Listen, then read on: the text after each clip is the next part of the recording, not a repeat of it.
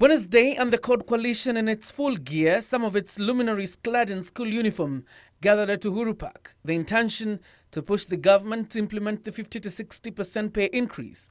But the forum turned out to be just another platform for the opposition to settle scores with the Jubilee administration, with President Uhuru Kenyatta coming under heavy criticism. The opposition in several instances appearing to be rejuvenated by controversial debates and capitalizing on unpopular decisions by the government.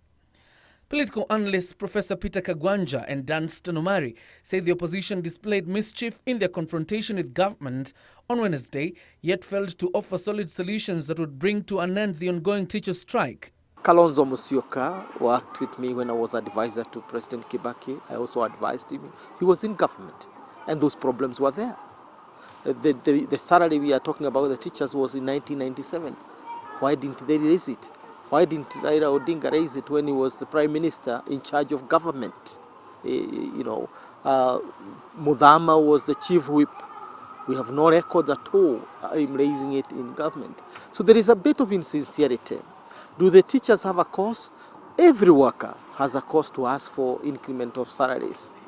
The question is whether what you are asking can be achieved. Jumping into holding a political rally was trying to milk a dead horse, and they failed heavily. The position is that the court has spoken. On Friday, the court gave new directives. So court really, with the idea of trying to raise 118,000 shillings, was a big shame for leaders who at one time were in government. According to Kagwanja and Omari, the Wednesday rally was a trumpet sound for the 2017 political duel and only sought to use the teachers' strike for selfish reasons. The last 3 months, the economy has been doing very poorly. Where do we get the money to pay the teachers? So the president is right, and I believe that court should now go to the drawing board to look at what is the public interest, what the nation wants, and what is the way forward. The rally in Uhuru Park was not about the teachers. None of the teachers were invited. There were no teachers speaking, and I think it was not about the teachers. It was about the 2017 politics. Full stop.